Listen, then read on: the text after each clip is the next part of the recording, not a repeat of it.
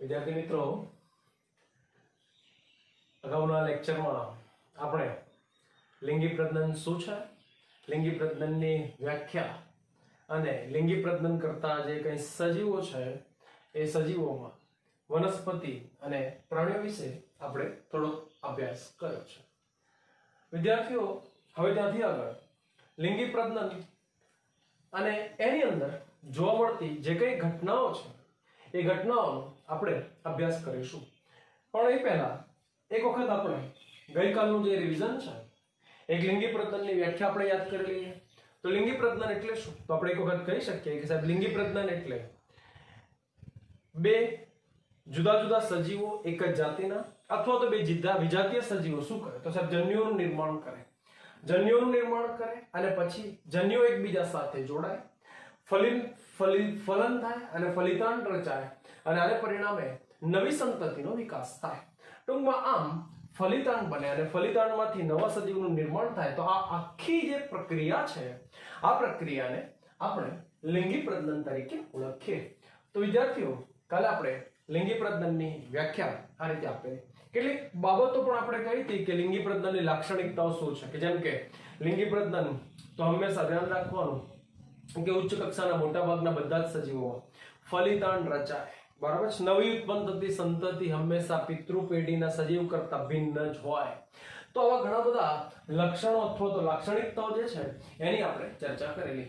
વિદ્યાર્થીઓ, આપણે હવે જે ચર્ચા કરવા જઈ રહ્યા છે તો આપણે એવું કહી શકીએ કે લિંગી પ્રજનન તો ઉચ્ચ કક્ષાના જે સજીવો છે એ ઉચ્ચ કક્ષાના સજીવોની ખાસિયત એ છે કે તેઓ શરીર રચના જે છે એ દ્રષ્ટિએ સજીવો બધા કેવા છે? તો એવું કહી શકીએ આપણે કે સાહેબ બધા સજીવો જટિલ છે. ટૂંકમાં મારો કહેવાનો મતલબ એવો કે ઉચ્ચ કક્ષાના જે સજીવો છે એ સજીવોની શરીર રચના જટિલ છે. તેમજ લિંગી પ્રજનન સાથે સંકળાયેલ જે સજીવો છે એ સજીવોમાં આપણને સ્પષ્ટપણે શું જોવા મળે? તો સ્પષ્ટપણે જુદાપણું જોવા મળે.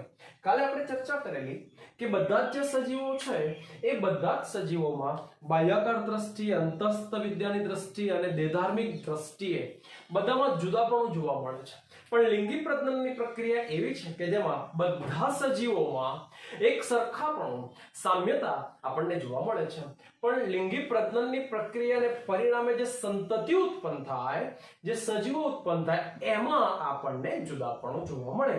ટૂંકમાં મારો કહેવાનો મતલબ તમને ખ્યાલ આવી ગયો કે સાહેબ લિંગી પ્રજનનની જે ઘટનાઓ છે એ ઘટનાઓની અંદર એવું કહી શકાય કે શું બને છે? તો ઘટનાઓની અંદર પહેલી ઘટના કઈ બને? તો સાહેબ ફલન થાય, બરાબર છે. તો બીજી ઘટના કઈ બને? તો બીજી ઘટના આપણે કહી શકીએ કે યુગ્મનજનું નિર્માણ અને એના પછી ભ્રૂણ જનન થાય.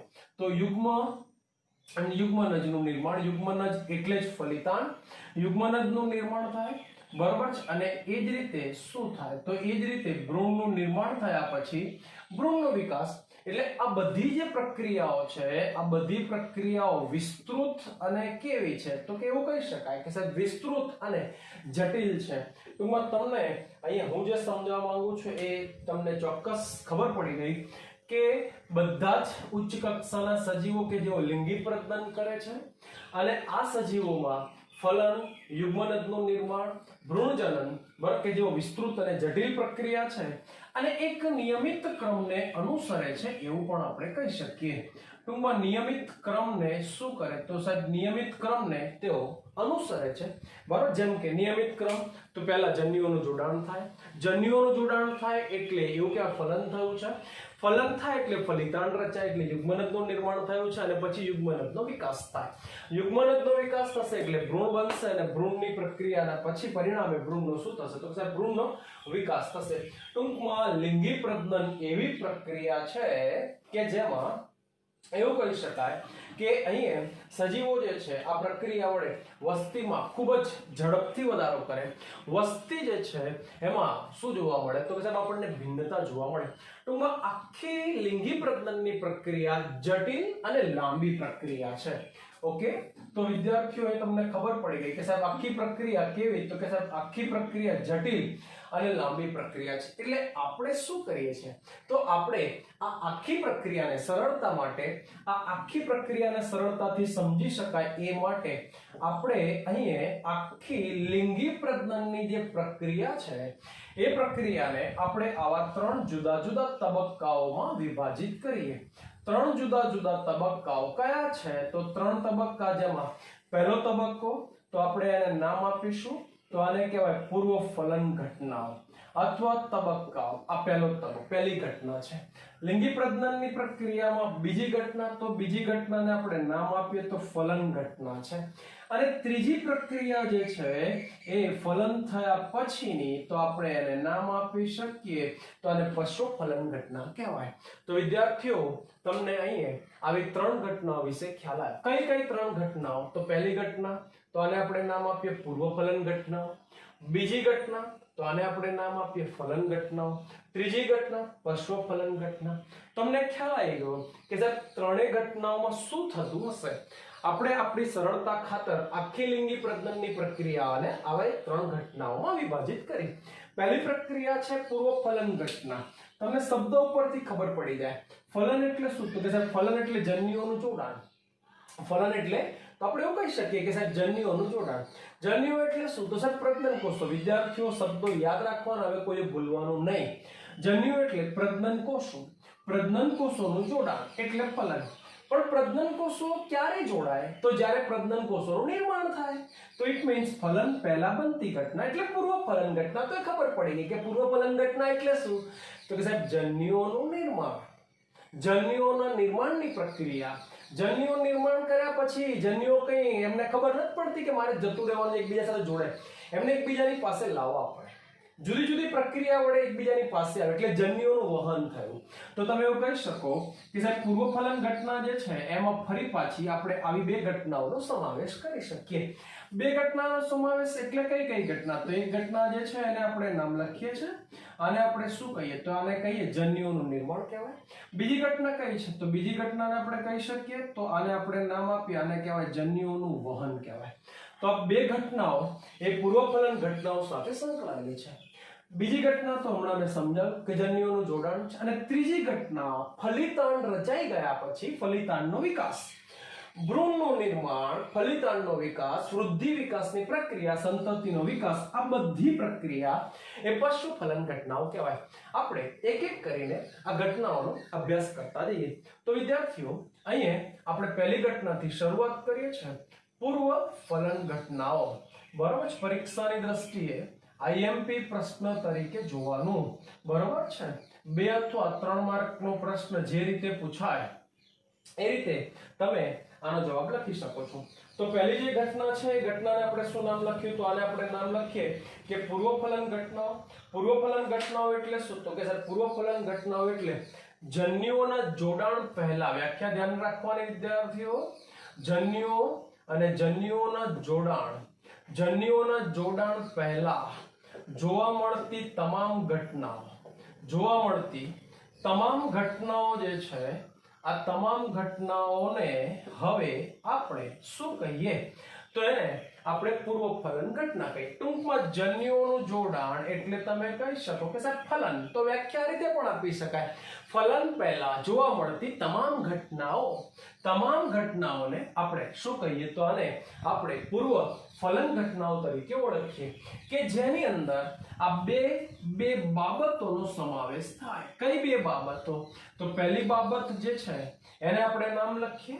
તો પહેલી બાબત એને શું લખીએ, તો એને જન્યુઓનું નિર્માણ કહીશું. વિદ્યાર્થીઓ એક વખત હું અહીંયા લખી આપું છું એટલે હવે 12મું ધોરણ પૂરું ના થાય ત્યાં સુધી યાદ રાખવું. જન્યુ એટલે શું, તો કે સાહેબ જન્યુ એટલે પ્રજનન કોષ. બસ આટલું યાદ રાખો. જન્યુ એટલે, તો કે સાહેબ જન્યુ એટલે પ્રજનન કોષ. પ્રાણીઓની અંદર નરના પ્રજનન કોષને શુક્રકોષ કહેવાય, માદાના પ્રજનન કોષને અંડકોષ કહેવાય. વનસ્પતિઓમાં નરના પ્રજનન કોષને નરજન્યુ કહેવાય, માદાના પ્રજનન કોષને માદાજન્યુ અથવા અંડકોષ પણ કહેવાય. તો તમને ખબર પડી ગઈ કે સાહેબ શુક્રકોષ, અંડકોષ અથવા નરજન્યુ અને માદાજન્યુઓનું નિર્માણ, બરાબર. તો આ જે તબક્કો છે, આ તબક્કાને આપણે જન્યુઓનું નિર્માણ, ટૂંકમાં આ તબક્કાનું ટૂંકું નામ છે, આને આપણે જન્યુ જનન તરીકે ઓળખીએ. કયા નામે ઓળખીએ? તો આને આપણે શું કહીએ? તો આ જે તબક્કો છે, આ તબક્કાને આપણે જન્યુજનન તરીકે ઓળખીએ. જન્યુજનન શું છે? તો જન્યુજનનની પ્રક્રિયા, તો જન્યુઓના નિર્માણની સમગ્ર પ્રક્રિયા, જન્યુઓ અને જન્યુઓના નિર્માણની જે સમગ્ર પ્રક્રિયા છે, આ સમગ્ર પ્રક્રિયાને હવે આપણે શું કહીએ? તો આને આપણે જન્યુઓનું નિર્માણ તરીકે ઓળખીએ. તો વિદ્યાર્થીઓ, મેં અહીંયા તમને એક સરસ મજાની સમજૂતી, એક વ્યાખ્યા આપી. જન્યુજનન એટલે શું?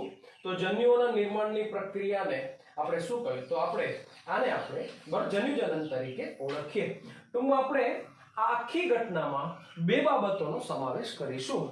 બે બાબતો, એક જન્યુજનન છે અને બીજી બાબત જે છે એ જન્યુઓનું વહન છે. પહેલા આપણે જન્યુજનનની આખી પ્રક્રિયા આજના લેક્ચરમાં ભણીશું. ચલો, હવે તો આપણે એવું કહી શકીએ કે સાહેબ જન્યુઓ બે પ્રકારના હોય. જન્યુઓ કેટલા પ્રકારના? તો આપણે કહીએ કે સાહેબ જન્યુઓ મુખ્યત્વે સજીવોની અંદર જન્યુઓ મુખ્યત્વે આપણને બે પ્રકારના જોવા મળે.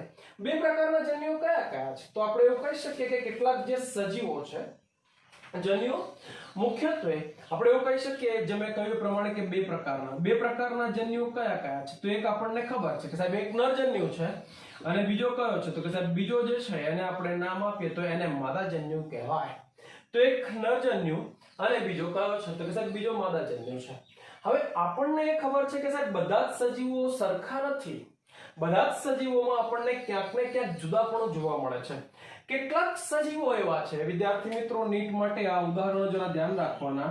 મોનેરા સૃષ્ટિના બધા જ સભ્યો, કેટલીક જે લીલના સભ્યો છે, બરાબર, અને એ જ રીતે કેટલાક દ્વિઅંગી વનસ્પતિઓમાં સમાવિષ્ટ મોટા ભાગની જે બધી જ વનસ્પતિઓ છે, આ બધી જ વનસ્પતિઓમાં નર અને માદાજન્યુ જે છે એ દેખાવમાં એક સરખા હોય. નર અને માદાજન્યુ જે છે, મેં શું કહ્યું? તો એ કહી શકીએ કે સાહેબ જન્યુઓ દેખાવમાં કેવા હોય? તો કે જન્યુઓ દેખાવમાં એક સરખા હોય. તો આવા જન્યુઓને આપણે હવે કહી શકીએ, તો આવા જન્યુઓના માટેનો શબ્દ છે અને આપણે સમજન્યુ તરીકે ઓળખીએ.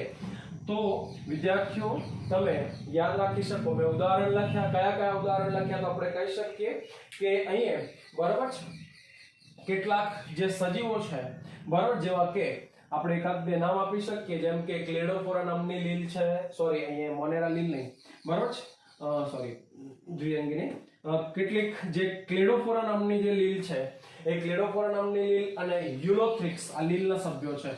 નર અને માદાજન્યુ જે છે, મેં શું કહ્યું એ પ્રમાણે? તો કે સાહેબ દેખાવમાં કેવા હોય? તો કે સાહેબ દેખાવમાં સરખા હોય. ટૂંકમાં તેઓ એમની બાહ્યાકાર દ્રષ્ટિએ અને દેહધર્મ વિદ્યાની દ્રષ્ટિએ બિલકુલ એક સરખા હોય. એક સરખા હોય, તેમને જુદા પાડી શકાય નહીં, બરાબર છે. એમને આપણે જુદા પાડી શકતા નથી. એટલે આવા જે જન્યુઓ છે, આવા જન્યુઓને આપણે શું કહીએ? તો આને આપણે સમજન્યુ તરીકે ઓળખીએ. તો ઉદાહરણ તરીકે અહીંયા નામ આપું તો તમને ખ્યાલ આવે. એક નામ કયું લખ્યું? તો એક નામ યુલોથ્રિક્સ, અને આ નીટ માટેની તૈયારી, અને બીજું ક્લેડોફોરા નામની લીલ. બરાબર, એમાં તમને બરાબર બધા જ જન્યુઓ એક સરખા જોવા મળે. ટૂંકમાં અહીંયા તમે આકૃતિ હું જે દોરું તમને ખ્યાલ આવશે. તો સાહેબે એક આકૃતિ દોરી છે અને અહીંયા આ દેખાય છે પક્ષમધારી, બરાબર છે. આ ક્લેડોફોરાના જન્યુઓ છે. નર અને માદાજન્યુ બંને દેખાવમાં એક સરખા છે. બંને એક સરખા છે. બંનેને જુદા પાડી શકાતા નથી. બંનેને નર કોણ છે, માદા કોણ છે એવું ઓળખી ના શકાય. એટલે અહીંયા આવા જે જન્યુઓ છે, આવા જન્યુઓને આપણે શું કહીએ? તો આને આપણે શું કહીએ? સમજન્યુ તરીકે ઓળખીએ. તો આ સમજન્યુ છે, બરાબર. કેટલાક સજીવો એટલે આપણે કહી શકીએ કે મોટા ભાગના જે ઉચ્ચ કક્ષાના બધા જ સજીવો છે, આ બધા જ સજીવોમાં બંને પ્રકારના જન્યુ એટલે કોણ? તો કે સાહેબ બંને પ્રકારના જન્યુ એકબીજાથી બિલકુલ કેવા હોય? તો કે સાહેબ એકબીજાથી બિલકુલ ભિન્ન હોય. ફરી બોલ એક વખત. લિંગી પ્રજનન કરતા મોટા ભાગના જે સજીવો છે, આ મોટા ભાગના સજીવોમાં બંને પ્રકારના જન્યુ એકબીજાથી ભિન્ન હોય. તેઓ તેમની બાહ્યાકાર વિદ્યાની દ્રષ્ટિએ અને દેહધર્મ વિદ્યાની દ્રષ્ટિએ એકબીજાથી કેવા? તો એકબીજાથી બિલકુલ જુદા હોય, અથવા તો એવું કહી શકાય કે સાહેબ ભિન્ન હોય. ટૂંકમાં આવા બે પ્રકારના જન્યુઓને આપણે હવે આ રીતે ઓળખી શકીએ, જેમાં એક જન્યુ એવો હોય કે જે પ્રમાણમાં નાનો હોય, પછી એવું કહી શકીએ કે સાહેબ સક્રિય હોય અને એની પાસે હલનચલન કરવા માટેની વ્યવસ્થા હોય. જો વનસ્પતિનો જન્યુ હશે તો એની પાસે કશા કે પક્ષમાં એવી કોઈ રચના હશે, અથવા ઉચ્ચ કક્ષાની વનસ્પતિઓ હશે તેમાં પરાગનલિકાનું નિર્માણ થયેલું હશે. તો આવા જે નાનો સક્રિય અને ચલિત જન્યુ હોય, આના માટેનો શબ્દ છે અને આપણે ચલપુંજન્યુ તરીકે ઓળખીએ. જ્યારે બીજો જે જન્યુ છે એ બીજો જન્યુ પ્રમાણમાં કેવો હોય? તો કે સાહેબ બીજો જન્યુ પ્રમાણમાં મોટો હોય. પ્રમાણમાં મોટો હોય એવું પણ કહી શકાય કે સાહેબ તેઓ કેવા? તો કે સાહેબ શિથિલ હોય. ફરી બોલે એક વખત. બીજો જન્યુ પ્રમાણમાં મોટો હોય, શિથિલ હોય અને આની સાપેક્ષે કેવો? તો આની સાપેક્ષે તે છે ને અચલિત હોય. તો આવા જન્યુ માટે આપણે શબ્દ લખી શકીએ તો આને અચલ જન્યુ તરીકે પણ ઓળખવામાં આવે. મેં અહીંયા નામ લખ્યું એકનું ચલપુંજન્યુ કહેવાય, બરાબર છે, અથવા આને આપણે શુક્રકોષ કહીએ. આને આપણે અચલ જન્યુ અથવા આના માટેનો બીજો એક શબ્દ છે વનસ્પતિ અને પ્રાણીઓ બંનેમાં, તો આને આપણે અંડકોષ તરીકે ઓળખીએ. તો વિદ્યાર્થી મિત્રો, તમને ખ્યાલ આવ્યો જન્યુ જનનની જે આખી પ્રક્રિયા છે, આખી પ્રક્રિયા તો વ્યાખ્યા આપણે આપી શકીએ કે જન્યુઓના નિર્માણની સમગ્ર પ્રક્રિયા, કે જેને જન્યુ જનન તરીકે ઓળખવામાં આવે. મોટે ભાગે જન્યુઓ સજીવોમાં બે પ્રકારના હોય, એક નરજન્યુ હોય અને બીજો તો કે સાહેબ બીજો માદાજન્યુ. જન્યુના નિર્માણની સમગ્ર પ્રક્રિયા વ્યાખ્યા આપી આપણે, બરોબર છે. જે સજીવોમાં બંને પ્રકારના જન્યુઓ જે છે એ દેખાવમાં એક સરખા હોય, તેઓ એમની બાહ્યાકાર અને દેહધર્મ વિદ્યાની દ્રષ્ટિએ પણ એક સરખા હોય, આવા જન્યુઓને આપણે સમજન્યુ તરીકે ઓળખીએ. ઉદાહરણ યાદ રાખીએ આપણે. અને એ જ રીતે જે સજીવોમાં બંને પ્રકારના જન્યુઓ એકદમ જુદા હોય, બાહ્યાકાર અને દેહધર્મ વિદ્યાની દ્રષ્ટિએ પણ તદ્દન ભિન્ન હોય, તો આવા જે જન્યુઓ છે એને આપણે શું કહીએ? તો એમને આપણે વિષમ જન્યુ તરીકે ઓળખીએ. તો તમને પહેલા બે પ્રકાર મળી ગયા, એક સમજન્યુ છે અને બીજા તો કે સાહેબ બીજા વિષમ જન્યુ છે. ઓકે, હવે વિદ્યાર્થીઓ અહીંયા જરા ધ્યાનથી જુઓ. એમાં આપણે બે પ્રકાર આપ્યા, તો એક નાનો સક્રિય અને ચલિત ચલપુંજન્યુ છે અને બીજો અચલ જન્યુ અથવા અંડકોષ કે જે મોટો શિથિલ અને કેવો છે? તો કે સાહેબ મોટો શિથિલ અને અચલિત છે એવું આપણે કહી શકીએ છીએ. હા, તો વિદ્યાર્થીઓ અહીંયા આપણે પહેલા આવા બે પ્રકારની ચર્ચા કરી. હવે બેટા ચોપડીમાં તમે જોશો તો એના પછી આખો એક જાતીયતાનો ટોપિક આપેલો છે, પણ એને આપણે વાત કરતા એના પછીનો એક ટોપિક છે ચોપડીમાં, એનું નામ છે જન્યુ નિર્માણ દરમિયાન કોષ વિભાજન. એ ટોપિક પહેલા સળંગ છે એટલે આપણે લઈ લઈએ અને પછી જાતીયતા વાળો ટોપિક નેક્સ્ટ લેક્ચરમાં જોઈશું. પણ પહેલા મેં અહીંયા એક ક્લેડોફોરાના જન્યુ દોર્યા છે, તો તમે કહી શકો કે સાહેબ આ સમજન્યુ છે. એ જ રીતે આપણી ચોપડીમાં બીજા આવા બે જન્યુ આપેલા છે. આ એક ફ્યુકસ નામની લીલ છે અને આ ફ્યુકસ નામની લીલની અંદર તમે જોઈ શકો કે આમાં આવા બે પ્રકારના જન્યુ હોય. એક શું? તો એક મોટો છે, શિથિલ છે, અચલિત છે. તો આ ફ્યુકસના શું છે? તો કે સાહેબ ફ્યુકસના વિષમ જન્યુ છે, બરોબર. અને આ શું છે? તો કે સાહેબ આ નરજન્યુ છે અને આ માદાજન્યુ એટલે કે અંડકોષ છે. એ જ રીતે હોમોસેપિયન્સ સેપિયન્સ એટલે કે મનુષ્ય, તો મનુષ્યની અંદર પણ આપણે કહી શકીએ કે સાહેબ માદા પ્રાણી જે છે આ રીતે અંડકોષ ઉત્પન્ન કરે છે, બરોબર છે. તો આ એનો શું છે? તો આ મોટો છે, શિથિલ છે, અચલિત છે. તો આ મનુષ્યની અંદર હોમોસેપિયન્સની અંદર અંડકોષ છે. અને એ જ રીતે બરોબર છે, તો આપણે જાણીએ પ્રમાણે કે આ શું? તો કે સાહેબ આ નરનો શુક્રકોષ છે, આ નરનો શુક્રકોષ, બરોબર, કે જેની પાસે પૂંછડી આવેલી હોય. આ ઉપરનો ભાગ છે, શીર્ષ વાળો ભાગ છે, વચ્ચેનો મધ્ય ભાગ અને નીચે પૂંછડી. તો આ ચલિત જન્યુ છે, તો આ શુક્રકોષ કહેવાય. તો વિદ્યાર્થીઓ આપણે એક સરસ મજાના ટોપિકની ચર્ચા કરી. આપણો ટોપિક કન્ટિન્યુ છે, આની અંદર જ આખા ટોપિકની ચર્ચા ચાલુ છે. આપણે પહેલા જન્યુ જનન વિશે ભણી રહ્યા છે, જન્યુ વહનનો ટોપિક પછીના લેક્ચરની અંદર આપણે ચર્ચા કરીશું. હવે મેં તમને કહ્યું એ પ્રમાણે કે આપણી ચોપડીની અંદર સરસ મજાની સમજૂતી વચ્ચેનો ટોપિક જે છે એની ચર્ચા આપણે પછી કરીશું, પણ એને રિલેટેડ એક આખી જે ઘટના છે, બરાબર છે, કે જન્યુનું જ્યારે નિર્માણ થાય ત્યારે કોષ વિભાજન કેવા પ્રકારનું હોય. તો વિદ્યાર્થીઓ તમારી ચોપડીમાં જોશો નીચેના ભાગે જન્યુઓના નિર્માણ દરમિયાન કોષ વિભાજનની પ્રક્રિયા આપેલી છે. ફરી બોલ્યો એક વખત, જન્યુઓ અને જન્યુઓનું જે નિર્માણ છે એ નિર્માણ દરમિયાન જન્યુઓના નિર્માણ દરમિયાન કોષ વિભાજન. વિદ્યાર્થીઓ આપણે જાણીએ છીએ, મેં થોડી વાર પહેલા તમને સમજાવેલું છે કે જન્યુ એટલે બીજું કાંઈ નહીં પરંતુ જન્યુ એટલે પ્રજનન કોષ. અને પ્રજનન કોષોનું નિર્માણ કેવી રીતે થાય, બધાએ 11મા ધોરણનો પાયો યાદ રાખવાનો. 10મું ચેપ્ટર આપણે ભણીને આવ્યા છે કોષ ચક્ર અને કોષ વિભાજન. કોષમાંથી 2 નવા કોષ બનવાની કે 4 નવા કોષ બનવાની પ્રક્રિયાને કોષ વિભાજન કહેવાય. કોષ વિભાજન 2 પ્રકારના હોય. આખી પ્રક્રિયા 2 તબક્કામાં થાય. પહેલો તબક્કો છે અંતરાવસ્થા અને બીજો તબક્કો છે વિભાજનાવસ્થા. એમ તબક્કો. અંતરાવસ્થામાં બધું દ્રવ્ય બેવડાય અને એમ તબક્કામાં વિભાજન થાય. બરાબર, કોષની સંખ્યામાં વધારો થાય. પણ જો દૈહિક કોષ હશે તો એમાં સંભાજન થશે, અને જો પ્રજનન કોષ હશે, પ્રજનન કોષનું નિર્માણ કરવાનું હશે તો એમાં અર્ધીકરણ થશે. તો આ એક સરસ મજાની બાબત આપણને ખબર છે.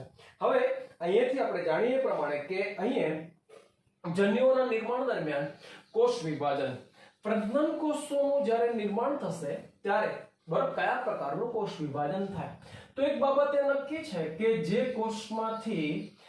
કોષમાંથી જન્યુ બને છે, પ્રજનન કોષ બને છે, એ કોષ માટેનો શબ્દ છે આને આપણે પિતૃકોષ કહીએ અથવા માતૃ જન્યુ કોષ તરીકે પણ ઓળખીએ. આવું લખીએ આપણે, તો આને આપણે માતૃ જન્યુ કોષ તરીકે ઓળખીએ કે જેમાંથી નવો જન્યુ બને છે.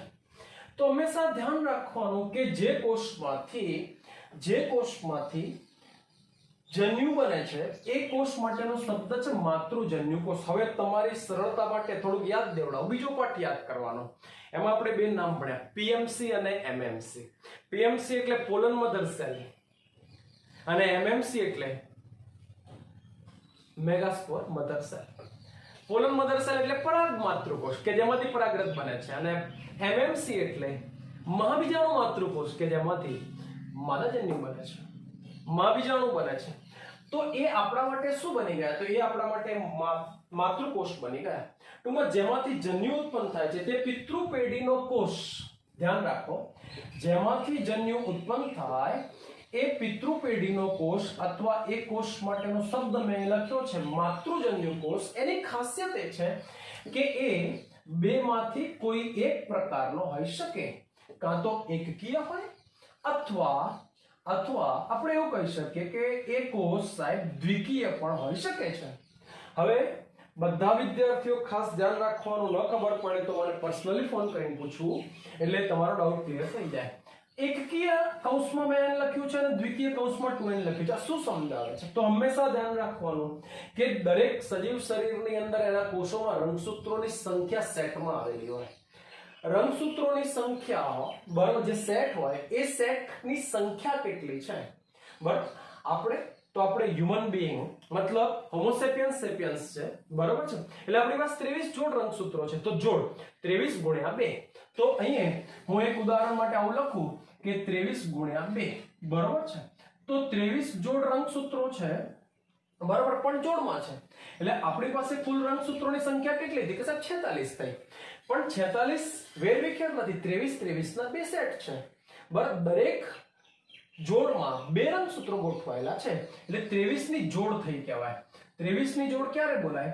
તો દરેક જોડમાં 2 રંગસૂત્રો હોય.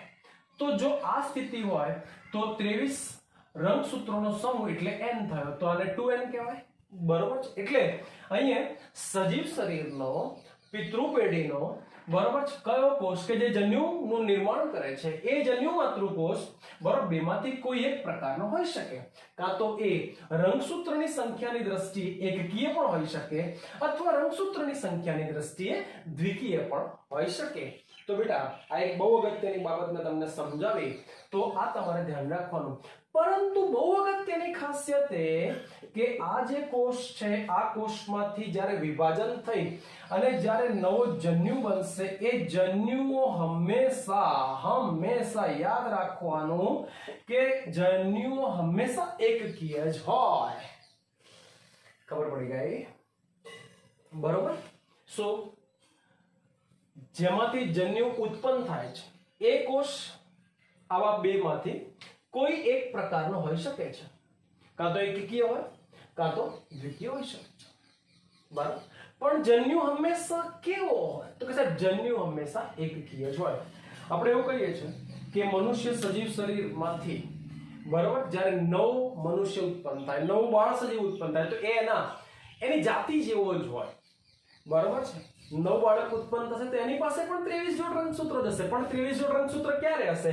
તો જ્યારે શુક્રકોષ એકકીય હશે અને અંડકોષ પણ એકકીય હશે અને બંને એકબીજા સાથે જોડાય એટલે શું થાય? તો કે સાહેબ રંગસૂત્રોની સંખ્યા જ્યારે અડધી થઈ જાય અને પછી આ રંગસૂત્રોની સંખ્યાનો જે સેટ છે, સમૂહ છે, એ દરેક જન્યુમાં દાખલ થાય અને પછી આવા જન્યુ જ્યારે પ્રજનનની પ્રક્રિયામાં એકબીજા સાથે જોડાય તો n + n એટલે 2n. તો નવો બનતો સજીવ કેવો બને? તો જે દ્વિકીય હશે એમાં દ્વિકીય બનશે. તો મારો એક સરસ મજાનો શબ્દ તમને ખ્યાલ આવ્યો. બરાબર છે કે જન્યુઓ, તો સાહેબ જન્યુઓ હંમેશા યાદ રાખવાનું કે સાહેબ જન્યુઓ હંમેશા કેવા હોય? તો કે સાહેબ એકકીય હોય. આપણે બોર્ડ ઉપર એવું લખ્યું છે કે પિતૃદેહ બેમાંથી કોઈ એક પ્રકારનો હોઈ શકે છે. પિતૃદેહ બેમાંથી કોઈ એક પ્રકારનો હોઈ શકે. બેમાંથી કોઈ એક પ્રકારનો એટલે અહીંયા આપણે લખીએ બરાબર છે. પિતૃદેહ એકકીય પણ હોઈ શકે છે અથવા પિતૃદેહ કેવો હોઈ શકે? તો કે સાહેબ પિતૃદેહ દ્વિકીય પણ હોઈ શકે એટલે કે 2n હોઈ શકે છે. તો અહીંયા આપણે એવું કહી શકીએ કે સાહેબ જે પિતૃદેહ એકકીય છે બરાબર, ટૂંકમાં મારો કહેવાનો મતલબ તમને ખ્યાલ આવી ગયો કે જે એકકીય પિતૃ છે એ એકકીય પિતૃના દેહની ખાસિયત એ છે કે એકકીય પિતૃદેહ શું કરે? તો એમણે એકકીય જન્યુ બનાવવાનો છે. હવે એકકીય જન્યુ ક્યારે બનશે? તો અહીંયા થોડુંક 10મા પાઠનું જે મેં બીજા પાઠમાં રિવિઝન કરાયું છે, તો સંભાજન કોને કહેવાય? તો કે સાહેબ સંભાજન એટલે દર વખતે બે જ બાળકોષો બને અને બંને બાળકોષોમાં રંગસૂત્રોની સંખ્યા જળવાઈ રહે.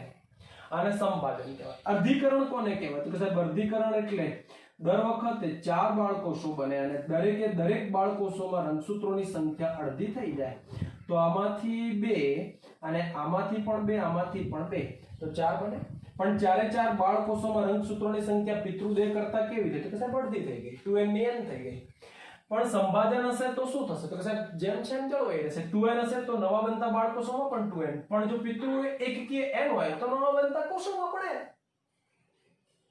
તો તમે કહી શકો સાહેબ જે પિતૃદેહ એકકીય છે એ એકકીય પિતૃદેહની ખાસિયત એ છે કે તેમાં અર્ધીકરણને બદલે કયું વિભાજન થાય? તો કે સાહેબ સમવિભાજન થાય.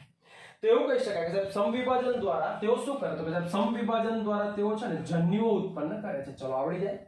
હા કે ના? બહુ ઈઝી. બરોબર છે.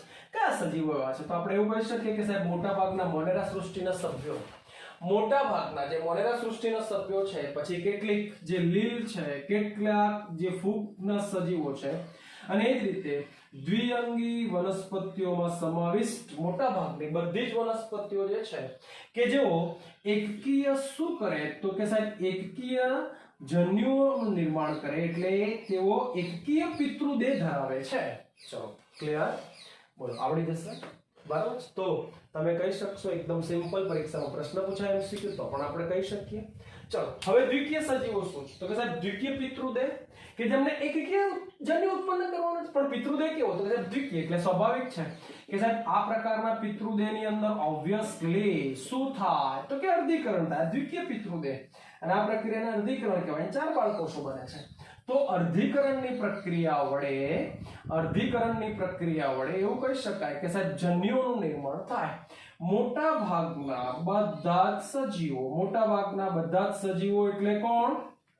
તો મોટાભાગના બધા જ સજીવો બધી જ વનસ્પતિઓ આવૃત બીજધારી, એ જ રીતે અનાવૃત બીજધારી અને મનુષ્ય સહિતના મોટા ભાગના બધા જ ઉચ્ચ કક્ષાના પ્રાણીઓ કે જેઓ દ્વિકીય પિતૃદેહ છે, દ્વિકીય છે અને તેઓ અર્ધીકરણની પ્રક્રિયા વડે, આ બહુ અગત્યનું છે, આની ઉપર ફોકસ કરવાનું. અર્ધીકરણની પ્રક્રિયા વડે તેઓ શું કરે તો કે સાહેબ નવા સજીવનું નિર્માણ કરે, મતલબ નવો જન્યુઓનું નિર્માણ કરે છે. ચલો આવડશે અહીં સુધી તો તમને ખબર પડી ગઈ, બરાબર છે. બે બહુ અગત્યના મુદ્દા લખ્યા.